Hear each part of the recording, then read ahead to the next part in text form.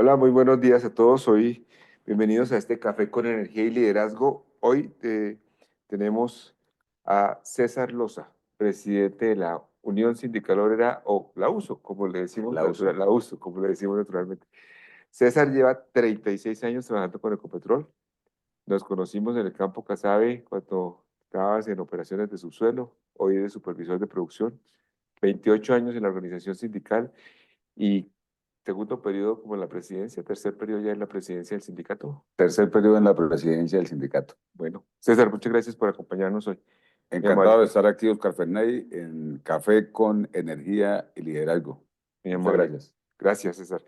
César, pues eh, es indudable que esta industria requiere de todos los actores y un actor inequívoco son los trabajadores de esta industria que hoy la representa en gran mayoría la Unión Sindical Obrera, la USO.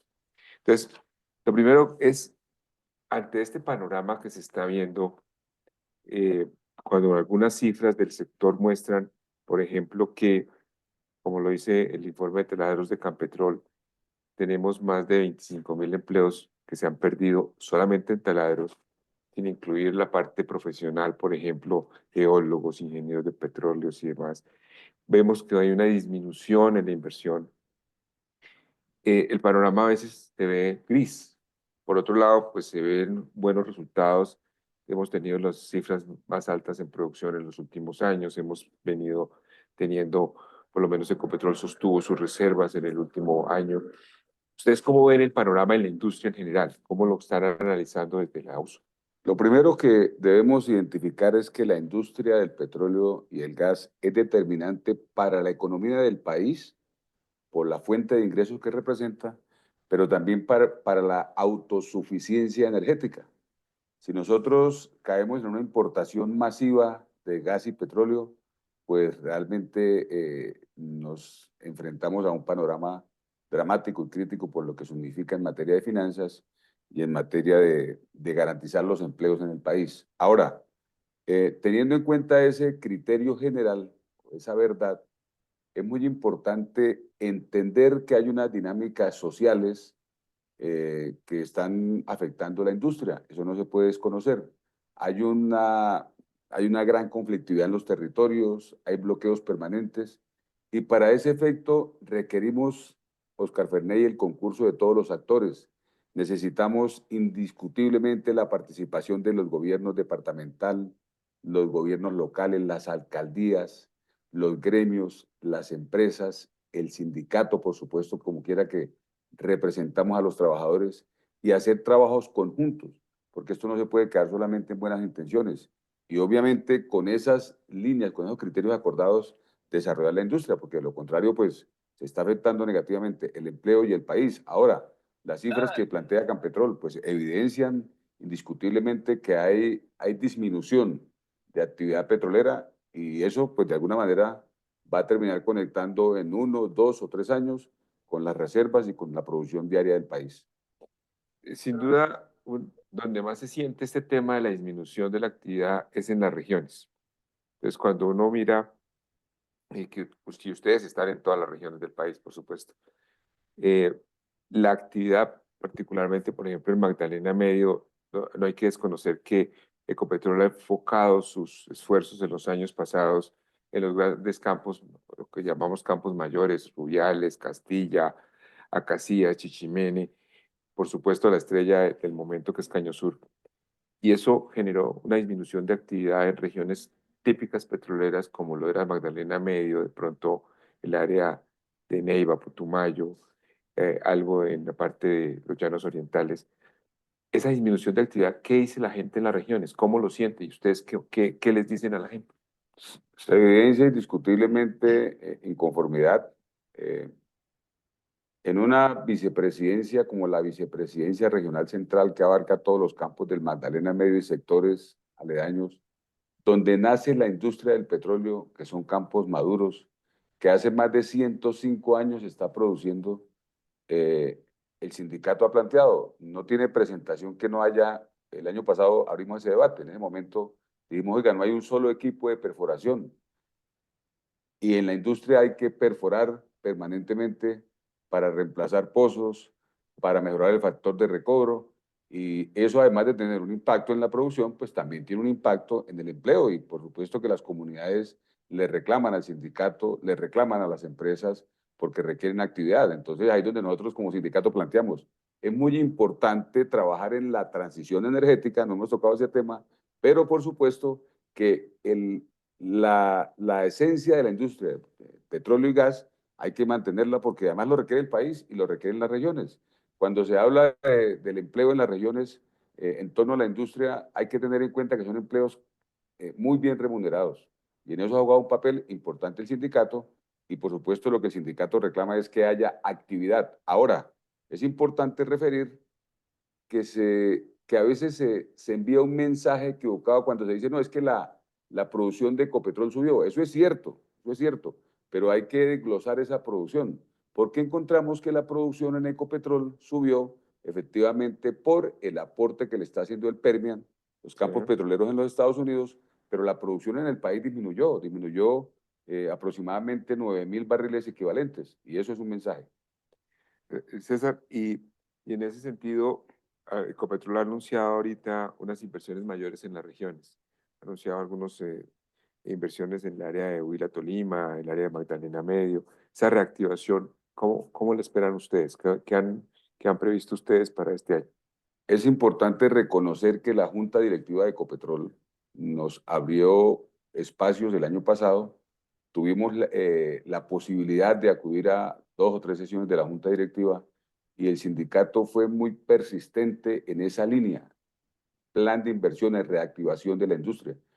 Esa gestión que hicimos conjuntamente, porque queremos destacar que fue una gestión que se hizo conjuntamente con la Junta Directiva de Ecopetrol, le insistimos también al presidente de Ecopetrol, el sindicato planteó plan de inversiones, recursos, incluso hacer campañas con aliados donde Ecopetrol siga siendo el operador, porque aquí hay una carencia pues, de recursos, de caja. Y eso pues conllevó a que en Putumayo se van a adelantar alianzas con una empresa para adelantar desarrollo de campos en Huila, ¿cierto? En Cantagallo, por ejemplo, también Ya se activa. hace parte de esta campaña, Casabe, Puerto Wilches, y obviamente que eso lo queremos destacar porque es parte de la gestión que ha hecho el sindicato, pero que tuvo receptividad en la Junta Directiva de Ecopetrol. Pero hay que ir por más. Siendo muy importante esto, hay que ir por más, porque esas operaciones o esas inversiones, esas perforaciones de pozos, esos reemplazos que se van a hacer, pues permiten mantener la producción, pero nosotros tenemos que buscar aquí yacimientos, necesitamos encontrar un Sirius, no de gas, sino de petróleo, o más bien un Sirius complementario al eh, Sirius del norte. del norte que está por desarrollar, ¿no? Sí, César, en esa línea, cuando uno mira lo que significa macroeconómicamente el crudo, la industria y los hidrocarburos, nosotros aportamos una buena parte del PIB, aportamos un 3-4% del PIB, aportamos el 30% de las exportaciones. Desde ACIPET siempre hemos mantenido que el crecimiento de los otros sectores es algo sano para la economía, que el turismo haya subido, que el agro haya subido, que se esté promoviendo otras cosas, siempre será sano. Pero en un país que necesita recursos para hacer tantas cosas y atender tantas necesidades, pues uno no puede soltar por ahora, por lo menos, y en el futuro próximo, el petróleo y el gas seguirán siendo una fuente importante. 30% de las exportaciones. Recordemos que eso es como 6 veces la exportación de café, ¿no? Siendo la exportación de café muy importante. Tenemos el 7 billones al año de regalías, el 80%, 85% de estas regalías vienen del crudo, el 15% del gas, y eso para no contar, por ejemplo, los aportes que hace la empresa más grande de este país, que es Ecopetrol, que anunció 42 billones de pesos en transferencia, algo más de las como 3, 4 veces la reforma tributaria que se planteaba el año pasado. Entonces, cuando uno mira eso y lo combina con lo que plantea la UCME en los escenarios de proyección de, de oferta, en donde hay escenarios de importación que en el caso más crítico pudiéramos estar a la puerta 2028, como en el 2033 de pronto, o en el 2037, para cargar las refinerías, lo que significaría no solamente dejar de exportar, sino importar, y seguramente no vamos a importar crudo, importaríamos ya los combustibles. ¿Qué opinan ustedes de eso y qué hay que hacer?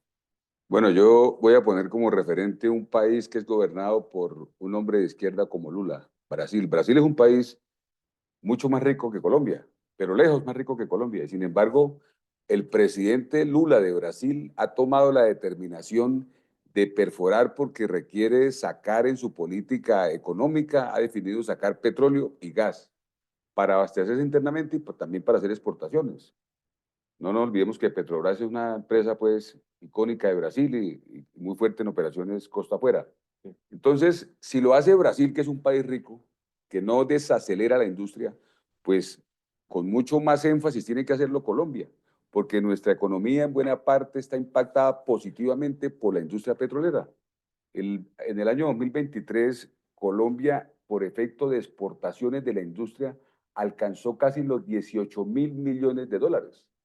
La industria del petróleo dinamiza la economía nacional. Son 8 departamentos productores de petróleo y en consecuencia eso no se puede suspender abruptamente. Ahora, nosotros debemos tener en cuenta qué significa la industria en el país. En el país tenemos un parque automotor aproximadamente de 18 millones de vehículos, casi el 60% son motos. Todo ese parque automotor se mueve con gasolina, en menor cantidad con diésel y en muy mínima proporción, pues, muy mínimo porcentaje, pues, con energía, con carros, movilidad eléctrica, ¿cierto? Entonces, es necesario los combustibles fósiles para garantizar la movilidad. El 65% de la industria en Colombia utiliza el gas. 10,5 millones de hogares en Colombia cocinan con gas natural. 3,5 millones con gas de cilindro. Nosotros producimos el 100% del diésel que se consume en el país, lo producimos en las dos refinerías. Producimos el 75% de la gasolina. Y hay un tema que usted mencionaba, Oscar, que es muy importante ponerle el zoom. La refinería de Barranca Bermeja, la refinería que tiene más capacidad de carga, tenemos la de Barranca y tenemos la refinería de Cartagena.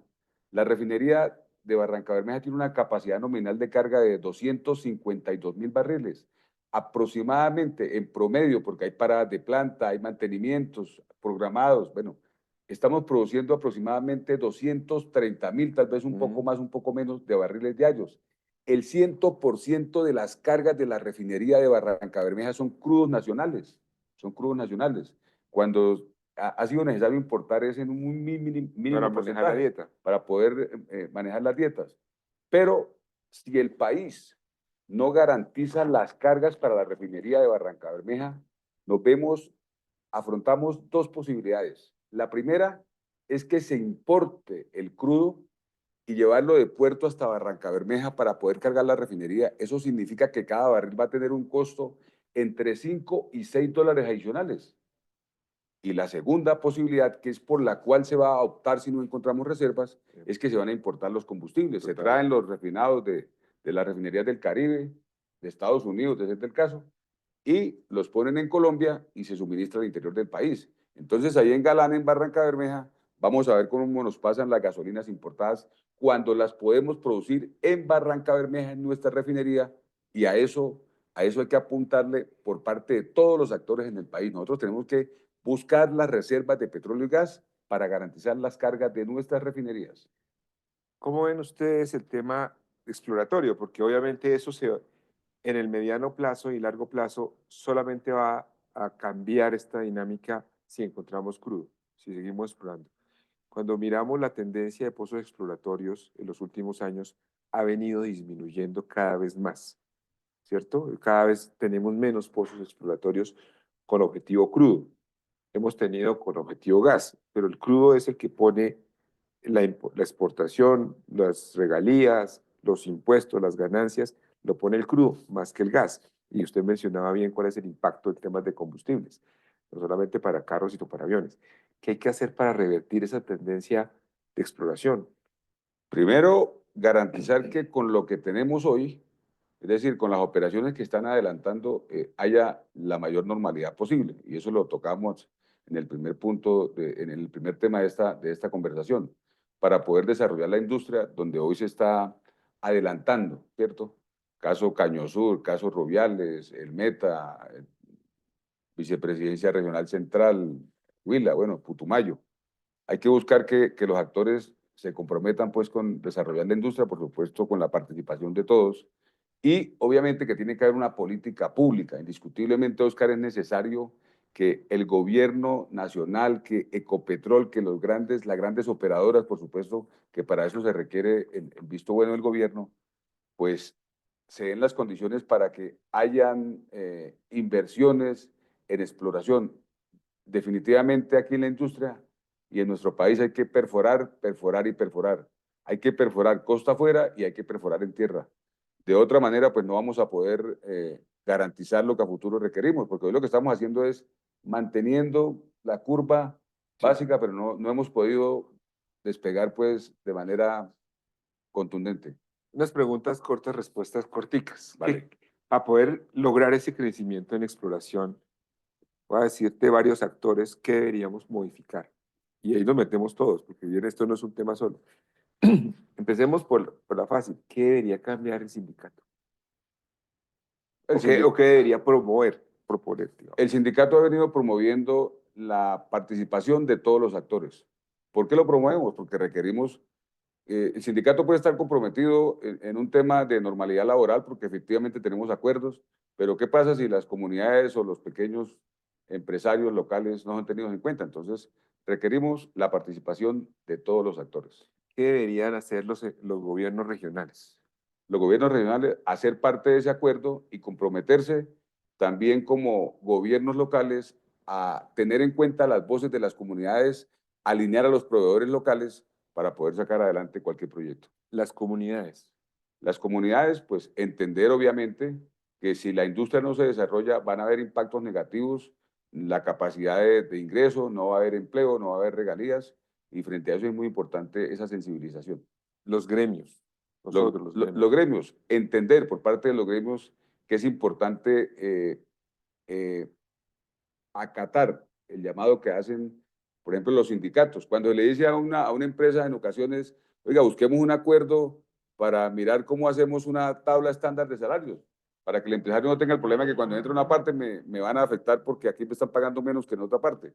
Entonces, no son tan receptivos a eso. Creemos que hay que abrir un poco la mente y que entiendan y que comprendan, lo digo respetuosamente, que el sindicato no es un amigo, el sindicato es un actor complementario que aunque surjan diferencias las podemos solucionar. La industria, precisamente, las empresas de servicio. Las empresas de servicio, yo creo que es importante involucrar también la superintendencia y las empresas de servicio. Hay que hacer tarifas techo. No puede ser que un vehículo en ocasiones vale 800.000 pesos la tarifa diaria cuando realmente puede valer 300.000. Entonces es importante que haya una regulación y también entender por parte de esos proveedores que se requiere pues un compromiso de todas las partes. Ahora, sin que vayan aquí no se trata que nadie pierda, que todos ganemos. Las empresas operadoras. ¿Qué deberíamos hacer para explorar más? Bueno, las empresas operadoras, además del capital y la voluntad, pues también aperturarse al diálogo. Hablemos ahora de la otra faceta, gobierno. Agencia Nacional de Hidrocarburos. Bueno, la Agencia Nacional de Hidrocarburos recientemente creó un comité interinstitucional por la reactivación de la industria. Creemos que está muy bien concebido, pero es determinante la participación de los actores locales. En estos días hay un paro por allá por Campo de Rubiales y cuando se observan se analizan los puntos, se ven los videos, se escucha lo que la gente plantea, pues es un tema de proveedurías locales, pero indefectiblemente hay que conectar eso con los gobiernos locales. Del Ministerio de Medio Ambiente. Bueno, el Ministerio de Medio Ambiente juega un papel determinante. Todos los otros actores que acabamos de mencionar podemos estar de acuerdo, pero si el Ministerio de Medio Ambiente no concede las licencias, no facilita el tema de regulación, pues va a ser muy difícil porque finalmente la industria no se puede desarrollar. Supongamos que estamos de acuerdo gremios, empresarios, sindicatos, comunidades, gobiernos locales y el Ministerio de Medio Ambiente no conceden la licencia, pues como Sí. decimos, en Un, Santander un- un estamos par- fritos. un paréntesis ahí para, ¿el ministerio está alineado con la industria? ¿Ministerio de Medio Ambiente? Hombre, yo creo que le falta más sensibilidad y entender lo que significa si la industria no se desarrolla en Colombia. Y si me permite ahí, Oscar, refiero a lo siguiente. No es cierto que la industria de los fósiles que hacemos en el país va a acabar con el planeta. Nosotros en Colombia las emisiones nuestras son el 0,5 de los gases de efecto invernadero del total que se genera en el Y mundo. menos del 1% de la producción total de crudo. Exacto. Ahora, si uno divide lo que produce el mundo, 102 millones diarios de barriles entre los 775.000 que producimos, el mundo produce 131 veces más que lo que producimos nosotros. El Ministerio de Minas. ¿Qué debería hacer el Ministerio de Minas? Bueno, el Ministerio de Minas, donde está mi amigo y nuestro compañero,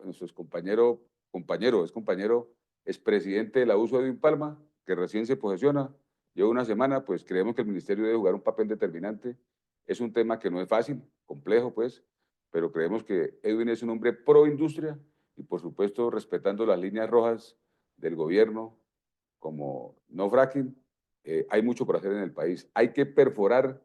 Tenemos casi 300 contratos y hay que activar esos contratos, dar las garantías, dar las facilidades, buscar el diálogo regional, que es muy importante. Yo reitero eso previamente, antes de desarrollar los proyectos, para poder poner la industria en el tono que requiere el país. Y finalmente, es innegable que el discurso del gobierno nacional marca una pauta para los inversionistas.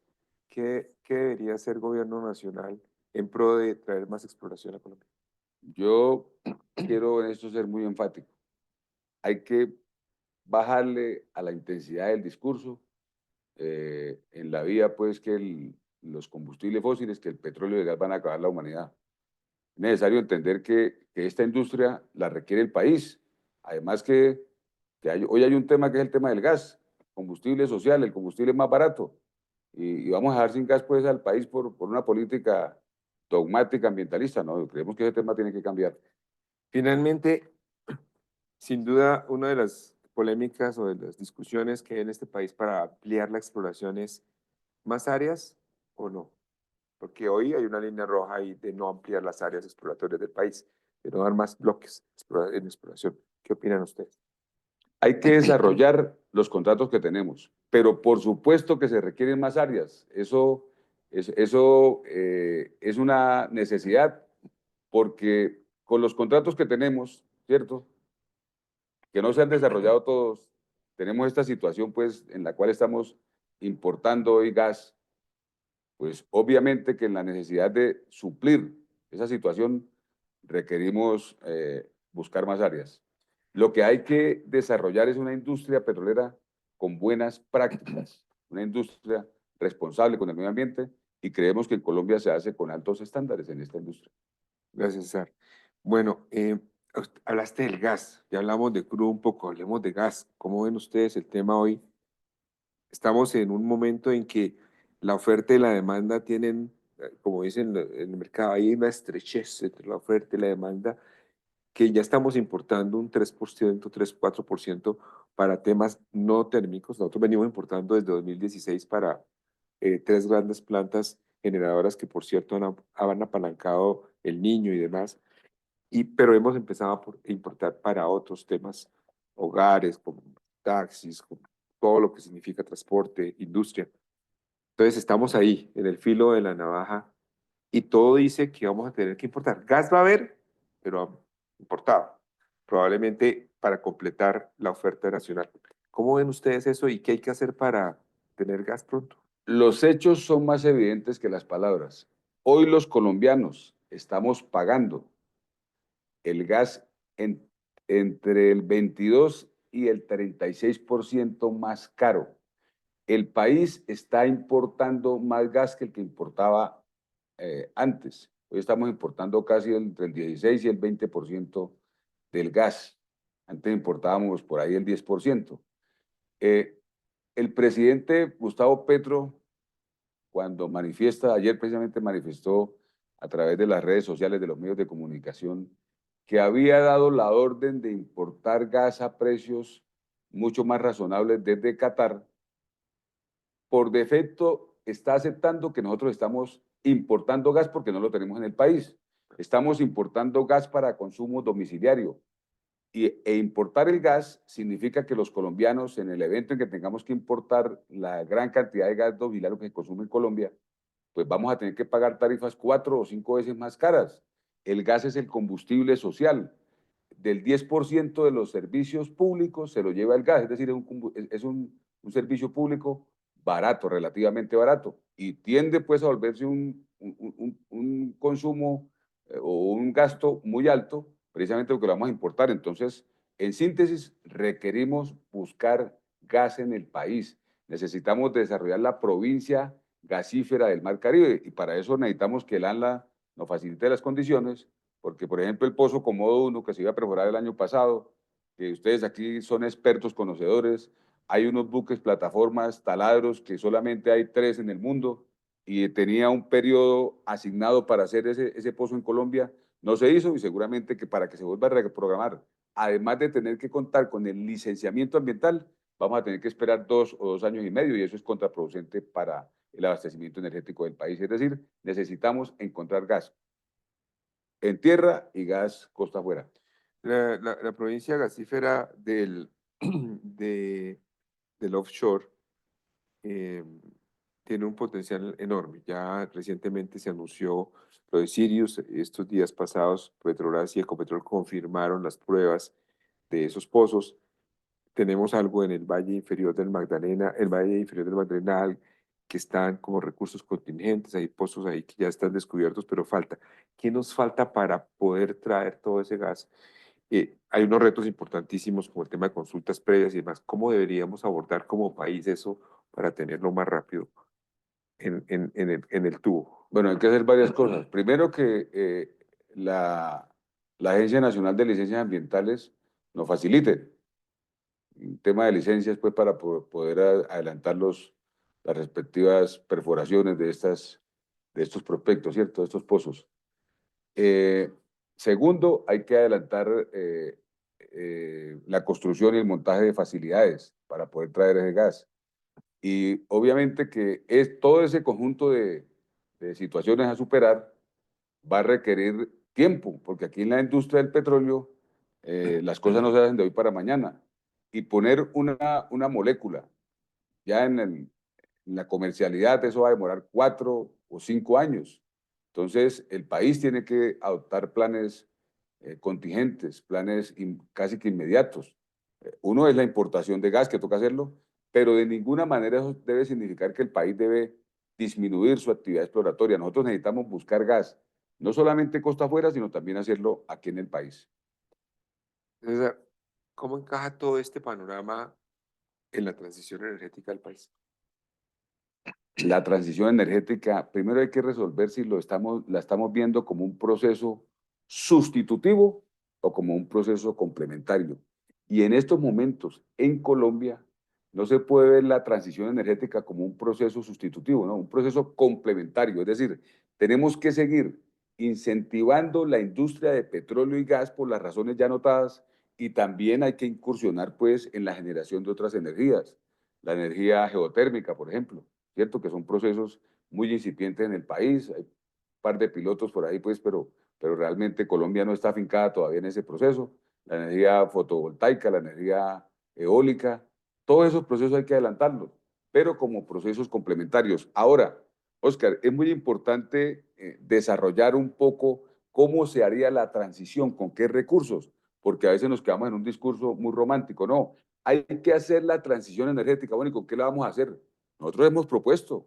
Nosotros una vez le dijimos al ministro de Hacienda, al doctor Bonilla, le hemos dicho, le dijimos al ministro Velasco en su momento, le hemos dicho a Ecopetrol, oiga, vamos a buscar incentivar la exploración, la explotación de la industria tradicional de petróleo y gas. Generemos una curva básica con rigor técnico. Si son 750.000 barriles, por ejemplo, y lo que se produzca de ahí hacia arriba, ese delta, destinemos esos recursos para hacer la transición energética. ¿Cuánto vale hacer una granja de 1 hectárea que genera 1 mega? Vale $1 millón. $1 millón de paneles solares, para hacer paneles solares en una hectárea. Entonces, eso requiere muchos recursos. Cualquier senador o cualquier representante o cualquier persona que en Colombia se vaya al Congreso a llevar una propuesta para hacer una reforma tributaria, pues yo he dicho jocosamente, esa propuesta no pasa ahí del escáner del Congreso, porque el país no resiste más cargas económicas. Entonces, de la misma industria del petróleo y gas tienen que salir los recursos para la transición, siendo esta vista como un proceso complementario y no sustitutivo. En eso estamos completamente de acuerdo. Somos coexistencia energética sostenible. Ese es Exactamente, nuestro lema aquí en la CIPET y en eso estamos completamente de acuerdo. Entre otras cosas, porque sustituir significa no crecer. exactamente, Cuando tú sustituyes algo, lo cambias por algo, exacto. pero no estás No, no creciendo creo. necesariamente. Entonces aquí debemos crecer todos, todos de la manito. Bien, ¿cómo va Ecopetrol? ¿Cómo es la uso? ¿Cómo ve la uso de Ecopetrol? Nosotros vemos a Ecopetrol efectivamente como la empresa más importante de los colombianos que hay que seguirla defendiendo. Y desde el sindicato hemos planteado que es importante que Ecopetrol, que es la principal empresa de los colombianos, se siga defendiendo, que lidere la transición energética en Colombia, pero que no deje de invertir en el negocio tradicional. Ecopetrol tiene las dos refinerías, la refinería más importante del país. Ecopetrol produce el 65, el 70% del gas que se produce en Colombia. Producimos las gasolinas, el diésel, los derivados. Ecopetrol es una de las mayores apalancadoras de la economía en el país y en consecuencia a esta empresa hay que defenderla. Ahora, mirando a Ecopetrol en perspectiva, por ejemplo, la empresa filial más importante que tiene, que es Cenit, nosotros sí consideramos que en este gobierno del cambio, este gobierno debe cambiar la regulación para que Cenit, en perspectiva del gas, Cenit pueda transportar gas, Cenit pueda competir con los privados, porque creemos que siendo Ecopetrol la empresa más importante, siendo el gas el combustible energético social más importante, el país va a tener que buscar gas en tierra y costa afuera, pues nosotros sí consideramos que Cenit hay que facilitarle las condiciones para que pueda ser también transportador de gas, competir en este mercado. Y Ecopetrol hay que fortalecerla en todos los segmentos, en refinación, en producción y darle pues toda la, dijéramos, las garantías para que pueda hacer las alianzas con actores estratégicos, porque hacer un pozo costa afuera, hacer una exploración de una provincia gasífera costa afuera, pues vale mucho dinero y requiere Ecopetrol tener la posibilidad de, con aliados, de adelantar esas operaciones, facilitarle el licenciamiento ambiental, no solamente a Ecopetrol, sino a todos los operadores. De refinería, ¿cómo están las refinerías en Ecopetrol? ¿Cómo ves el avance que se ha tenido? Sin duda, los dos últimos años hemos tenido el tope de cargas, los picos más altos de cargas en refinería. Reficar llegó a lo que debería haber llegado siempre y es su producción ideal. Ha mostrado que es una refinería altamente eficiente, con altos estándares de las mejores de Latinoamérica. Barranca sigue siendo el fuerte corazón en todos los combustibles del país. ¿Cómo ven ustedes refinería hoy en día? Bueno, la refinería, el monopolio lo tiene Ecopetrol. Hay por ahí una pequeña refinería en Casanare, Sí, Casanare, que produce las naftas. Es privado, pero Ecopetrol tiene dos grandes refinerías, que es la refinería de Cartagena, Reficar, que es una refinería que por su ubicación estratégica, dijéramos, en el caso de un desabastecimiento, no tendría tanto problema para garantizar las cargas. Obviamente que eso tendría un costo también para el país. alto. Pero la refinería de Barranca, que está al interior del país, pues tiene grandes retos. Hay un proyecto, muy al lugar de la pregunta, que se llama Proyecto Línea Base de Calidad de Combustibles, que está afincado, apoyado en una resolución del año 2023, la resolución 444 del año 2023, expedida, firmada por el Ministerio de Medio Ambiente y por el Ministerio de Minas. Esa regulación define que la refinería de Barranca Bermeja, que en el país, las refinerías al año 2030 deben estar produciendo gasolinas y diésel de máximo 10 partes por millón de azufre y con un octanaje de 88, las gasolinas, ¿cierto? Entonces, para eso se requiere una adecuación tecnológica de la refinería de Barranca Bermeja. Ese proyecto requiere una inversión aproximadamente de 1.100 millones de dólares y le estamos solicitando desde el sindicato a la junta directiva de Ecopetrol. De hecho, en el aniversario de la USO lo lanzamos como una campaña del sindicato, a la junta directiva de Ecopetrol, al presidente de Ecopetrol, al comité de negocios de Ecopetrol, al Ministerio de Medio Ambiente y al Ministerio de Minas, donde hoy está nuestro aliado Edwin Palma, para que este proyecto se adelante. ¿Qué pasa si no se adelanta este proyecto? Hay que disminuirle después del 31 de diciembre del año 2030 a la refinería 64.000 barriles diarios de carga. se van a dejar de producir 43.000 barriles diarios de gasolina, que pues no los vamos a producir, pero los vamos a necesitar. Entonces toca importarlos. Entonces, en ese sentido, hacemos un llamado pues para que este proyecto se adelante y es una bandera del sindicato y es para fortalecer a Ecopetrol y obviamente para fortalecer el consumo energético. Eso implica que tenemos que tener el crudo para cargarla. Por supuesto que necesitamos el crudo para cargarlo. Bien, César. Eh, César, en este tema de lo que hemos venido hablando, hemos hablando de seguridad energética. Y la seguridad energética se puede garantizar teniendo contratos de importación puros, como lo tenía Europa de pronto de Rusia, o produciendo localmente. Pero todo eso se combina en algo que es la soberanía energética, es la capacidad del país de tomar decisiones. Y en esa medida tenemos un potencial prospectivo muy interesante en el Magdalena Medio, que son los yacimientos no convencionales. ¿Cómo ven ustedes el tema de los yacimientos no convencionales en un momento en que estamos necesitando gas? No se ve un Sirius de crudo en el corto plazo que nos llevaría a importar probablemente crudo. El papel que pudieran jugar. ¿Ustedes cómo ven el desarrollo de los no convencionales? Yo empiezo por aclarar que en el año 2019 el sindicato en una Asamblea Nacional de Delegados en Bucaramanga tomó la decisión de no apoyar el fracking, los yacimientos no convencionales. Pero indiscutiblemente que el tiempo va generando unas condiciones que ameritan que se haga una evaluación y que es un debate que tendrá que abrir en su momento el sindicato. Pero hoy el país, teniendo en cuenta las condiciones que se están presentando, en las que creo que quedan evidenciadas cuando el mismo presidente dice que traigamos gas de Qatar, que yo creo que no es la mejor propuesta, pues porque traerlo de allá son por lo menos 20 días marítimos, traerlo de aquí del Golfo de México, de Trinidad y Tobago, son 3 o 4 días marítimos. Eso, por supuesto, ya impacta en las tarifas. Pero volviendo al tema, el país va a tener que consumir los energéticos o en el país encontrados o importados, ¿cierto? Si los importamos, pues es contraproducente para la economía del país, para el empleo, para las regalías, para los departamentos. En consecuencia, el país tiene que buscar. Eso no admite un término medio. Y obviamente un plan de contingencia que es la importación para garantizar el consumo, el consumo de los energéticos en el país. Entonces, en ese sentido, pues hay que abrir el debate, ese debate tendrá que abrirse. Hoy, indiscutiblemente, es una línea roja infranqueable del gobierno que no se deben hacer los yacimientos no convencionales, pero el país va a tener que en un momento determinado tomar una decisión. O importamos el gas, que además viene del Golfo de México, viene de Estados Unidos, viene del Permian y es gas de fracking, o lo vamos a hacer aquí en Colombia.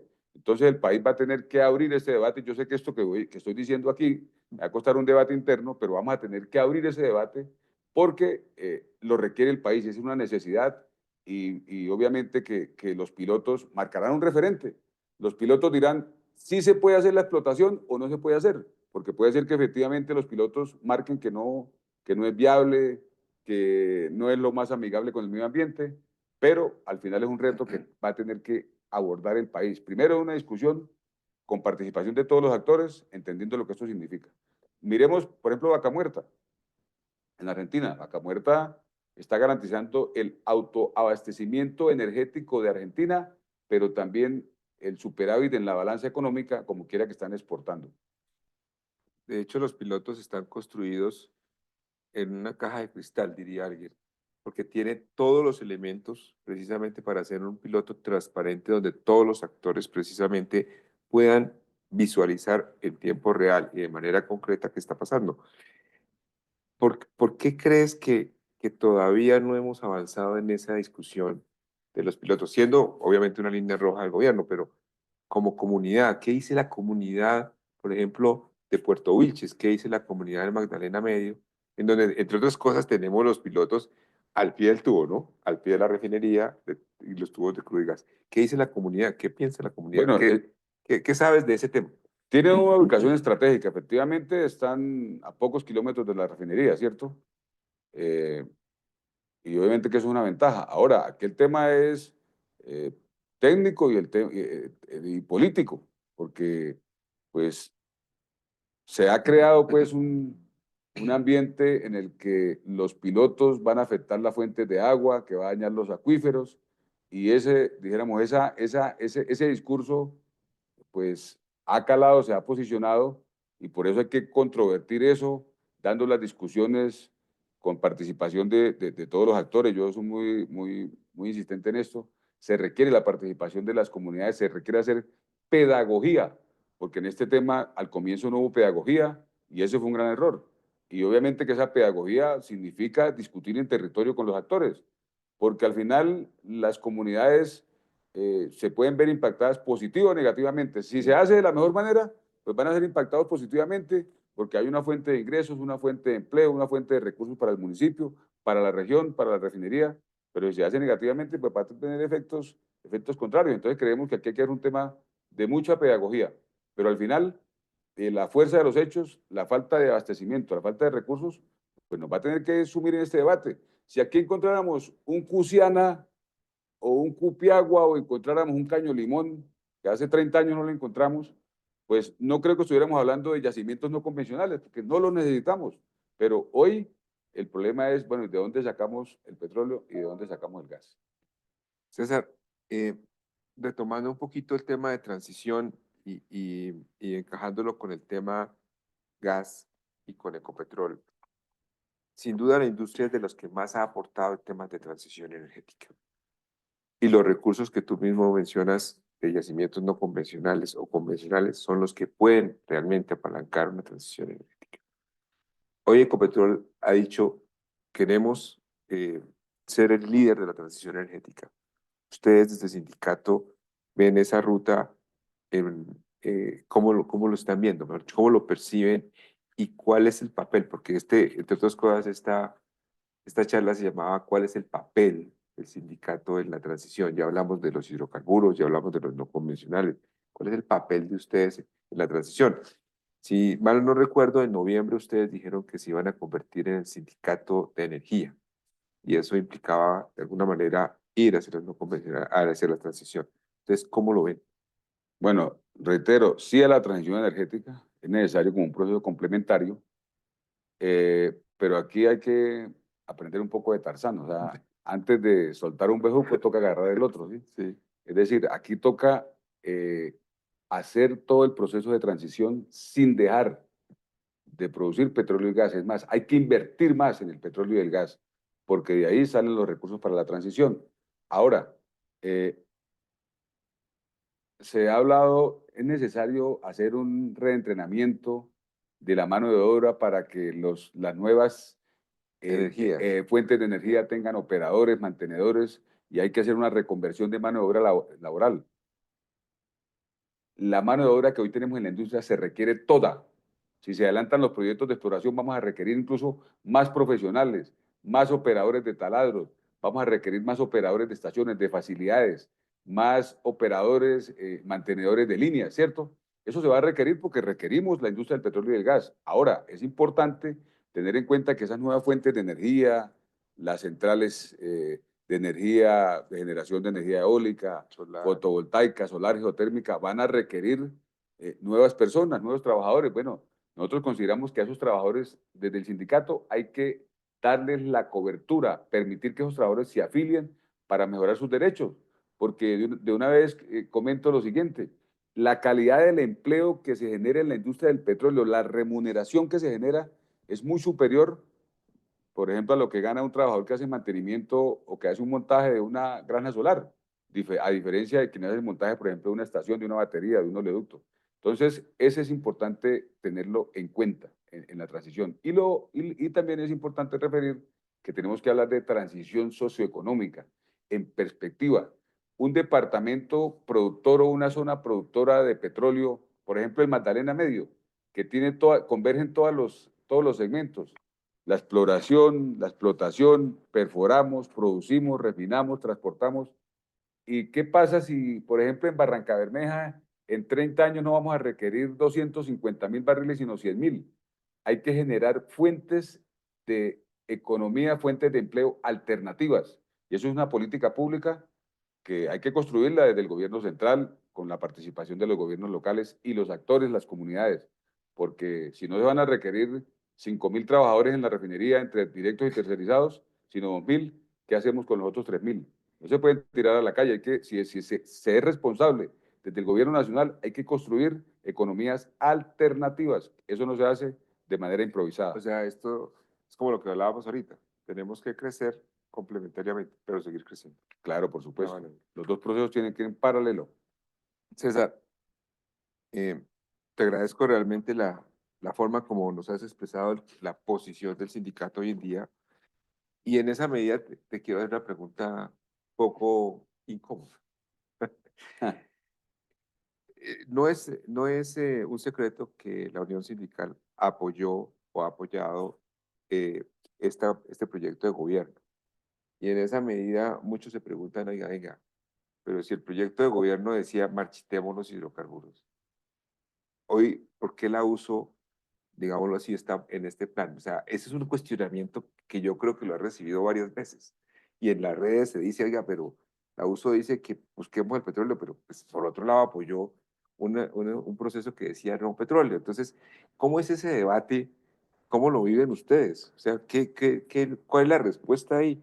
Porque ahí hay un conflicto. Bueno, esa pregunta me la han hecho tantas veces que ya no es tan incómoda. Bueno, cuente. Efectivamente, nosotros apoyamos a este gobierno, le hicimos campaña, le pusimos votos y apoyamos al gobierno por razones fundamentales, importantes para un país que requiere el cambio, porque no se nos puede olvidar que en el país eh, habían problemas, hay muchos problemas todavía, los hay pues, tan hoy como antes con el modelo de salud, y nosotros apoyamos este gobierno por las reformas de corte social, la reforma a la salud, la reforma pensional, la reforma laboral. La paz, este sindicato ha hecho 3 asambleas por la paz, somos actores que creen firmemente en que en Colombia tenemos derecho a vivir en paz, que se silencien los fusiles, la violencia directa, esa violencia contra los actores sociales, contra la gente en los territorios apartados, en las ciudades, y nosotros creímos firmemente en eso y creemos firmemente en la posibilidad de paz. Otra cosa es que los actores, las insurgencias, no creen en esta posibilidad única que les está dando el gobierno, pero por supuesto que eso no significa que aunque el sindicato haya apoyado el gobierno de Gustavo Petro, ¿cierto? Entonces nosotros tengamos que guardar silencio, nosotros tenemos nuestros propios criterios y todas las decisiones que vayan en contra de afectar a Ecopetrol, de afectar la industria, pues las vamos a controvertir con argumentos y lo vamos a seguir haciendo. Ahora, nosotros no estamos en contra de la transición energética. El gobierno ha planteado como una bandera pues la transición energética y nosotros hemos dicho, claro, estamos con la transición energética, pero hagámosla teniendo en cuenta que se requiere la industria, el negocio tradicional del petróleo y del gas. Nosotros seremos defensores de Ecopetrol en todas las instancias. Recientemente el sindicato, entre otras cosas, fuimos de los pocos actores que manifestamos públicamente esa diferencia pues con la decisión que el presidente Petro, la intención que manifestó en un consejo comunitario, que se vendieran los activos del Permian. Si se venden los activos del Permian, se le quita el 13.5% de la producción de Ecopetrol, y eso sería contraproducente para Ecopetrol, y por supuesto que todo lo que signifique en materia de declaraciones, de decisiones que afecten la empresa y la industria, nuestro sindicato planteará su punto de vista con mucho respeto. Gracias, César. Muy amable por... Ya no es incómoda, dice. César, tú mencionabas algo ahorita de La Paz. Recientemente, Barranca Bermeja fue epicentro de una reunión de gobernadores, precisamente hablando de la paz en el Magdalena Medio y de la conflictividad que hoy se presenta. Se hablaban de cifras que, pues yo creo que los dos que vivimos en Barranca en los años 90, 96, que fue tan complicado, no se veían sicariatos, todas esas cosas. ¿Qué está pasando en Barranca? Ustedes que son actores fundamentales allá, cómo ven el tema Barranca Bermeja, Magdalena Medio? Bueno, Barranca Bermeja es una zona del país donde se mueven muchos recursos económicos, es una zona, digamos, donde hay empresariado, donde hay empleos en la industria bien remunerados, donde hay ganadería, por ejemplo. Es una economía con recursos, aunque muy pobre, en materia pues de empleo, porque es una ciudad que tiene mucho desempleo, cifras que superan el 20%. Y en Barranca Bermeja hay un problema fuerte del microtráfico, convergen todos los actores, todas las formas de presentación de las insurgencias, eh, grupos de paramilitarismo, bandas delincuenciales, y obviamente que eso genera un problema de inseguridad, de sicariato, y frente a esto, tengo que decirlo con mucho respeto, ha faltado decisión institucional por parte del gobierno local, le ha faltado pues fijar criterios con firmeza en materia de seguridad, y obviamente que también se requiere la participación del gobierno departamental y el gobierno nacional, porque independientemente que se hable de paz, pues la seguridad no se puede descuidar. Hay que tener los dos elementos en simultáneo, como la transición y el negocio tradicional de petróleo y gas. Entonces hay que tener mano dura contra la delincuencia, y también se puede hablar de paz, ¿cierto? Y garantizarle seguridad a los ciudadanos, porque la situación en Barranca Bermeja es realmente dramática. César, en esa medida, eh, el orden público, y tú lo mencionabas hace un rato, es uno de los factores que más ha afectado a la industria, ¿no? Pues Barranca Sí. es un ejemplo claro, pero podemos hablar de Catatumbo, podemos hablar de Arauca, podemos hablar de los llanos orientales en donde, o en el Putumayo. ¿Qué hacemos como país para precisamente brindar la seguridad por un lado, pero por otro lado esa tranquilidad social que se necesita para el desarrollo de esta y de cualquier industria? 30.000 barriles, estima Capitrol, que se perdió el año pasado por medio de año, con los que hubiéramos llegado a los 800.000 barriles de país, solamente por temas de paros, bloqueos, temas de orden público. ¿Qué hacemos? Tú mencionabas algo de trabajar de la mano, pero en concreto, ¿qué podrías proponer? Bueno, ahí encuentro dos preguntas. Una, el tema de orden público a nivel Sí, nacional. Popayán, el Cauca, por ejemplo, el Catatumbo, son zonas de mucha conflictividad, y en otras áreas del país. Y frente a eso, pues el gobierno debe tener la fuerza de la institucionalidad. Las fuerzas armadas, las fuerzas militares, pues dependen del gobierno. Deben garantizar, en el marco del respeto de los derechos humanos, deben garantizar pues las condiciones de seguridad de los ciudadanos, y en simultáneo hablar de paz, porque creemos que la paz se construye, no se impone, ¿cierto? Y para eso, pues, los actores armados deben tener voluntad, cosa que no evidenciamos, porque en eso hay que ser claros. El gobierno ha insistido recurrentemente en construir la paz total, y es una oportunidad que se está perdiendo. Ahora, la segunda, decía que dos preguntas, decía ujú, pues en mi interpretación, el segundo tema es de orden social, la conflictividad social, que no está conectada pues con la guerra, ¿cierto?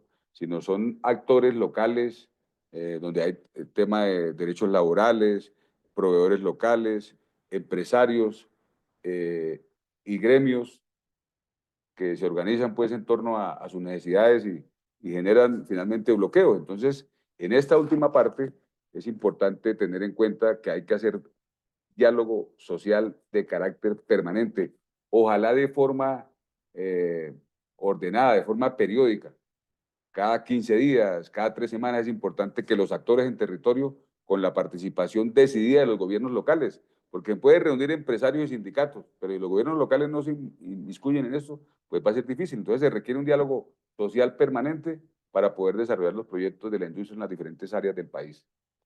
bueno, César, creo que hemos barrido una buena parte de lo que ha sido esta industria. ¿Qué mensajes hacia adelante? ¿Qué retos ves?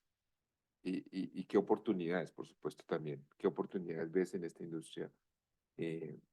Como para hacer un resumen de todo lo que hemos hablado. ¿Qué oportunidades ves? ¿Qué retos ves hacia adelante? La industria tiene un reto hoy, y es poderse desarrollar.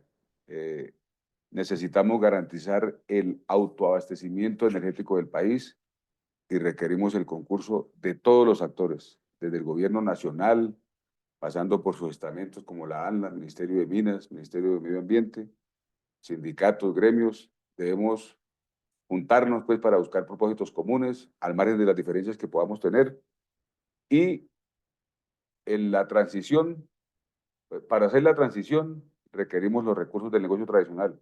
Yo creo que entendiendo eso, por defecto se van atendiendo situaciones que se derivan de la propia industria. Por ejemplo, el ingreso de los departamentos productores de petróleo, el empleo en las diferentes zonas del país. Nosotros requerimos que la industria se vuelva más social, que Ecopetrol llegue más a los territorios. Lo ha hecho. Ecopetrol en los últimos años ha incursionado más pues, en la conexión con los territorios. De hecho, el sindicato y Ecopetrol hicimos un acuerdo, unas unidades móviles para atender comunidades vulnerables que no han tenido la posibilidad de un servicio médico. Acabamos de hacer un acuerdo, lo vamos a materializar en estos días para que una unidad móvil vaya a Villavicencio, otra unidad móvil a Cartagena, una unidad móvil que tenemos en el Magdalena Medio. Hay que conectar más la industria con los territorios, con lo social, para que nos quieran más. Que nos tiran más. Bueno, él es César Loza, dirigente de la USO. Muchas gracias, César, realmente por estar con nosotros, por compartir esas ideas que ustedes tienen. Se me queda una y no puedo dejar de hacerla y es el factor humano. Nosotros, la Asociación de Ingenieros de Petróleos, Energía y Tecnologías Afines, asociamos personas, al igual que ustedes asocian personas. ¿Cómo es el factor humano de la industria hoy? ¿Cómo lo estás viendo? Y bueno, ¿y para dónde va ese factor humano que es tan importante? En Colombia tenemos el, el- el grupo de personas, de trabajadores que circundan en torno a la industria son de muy alto nivel. Tenemos profesionales en Colombia con las mejores capacidades, la mejor experticia y creemos que tienen mucho que aportarle en la industria. Creo que el tema del relacionamiento interpersonal e interinstitucional es muy importante. Por ejemplo, el hecho de que hoy los gremios, que ACIPET, que Campetrol, que ACP, que inviten al sindicato a dar su punto de vista en torno a la industria, creemos que es muy importante porque eso permite acercarnos. Nosotros somos, al final de todos, de todo este proceso, somos un mismo equipo, que al margen de las diferencias, tenemos el reto de garantizar la energía que mueve a Colombia, desde la industria del petróleo y del gas, y, por supuesto, conectado con la transición energética. César, muchas gracias. Realmente muy amable. Más de 100 personas conectadas hoy, escuchándolo, queriendo conocer cuál es la opinión y el punto de vista del sindicato frente a la industria. Muy amable por aceptar la invitación. Oscar Fernández, muchísimas gracias. Encantado de haber estado en este espacio. Gracias. Muy amables a todos. Nos vemos en el próximo Café con Energía y Liderazgo.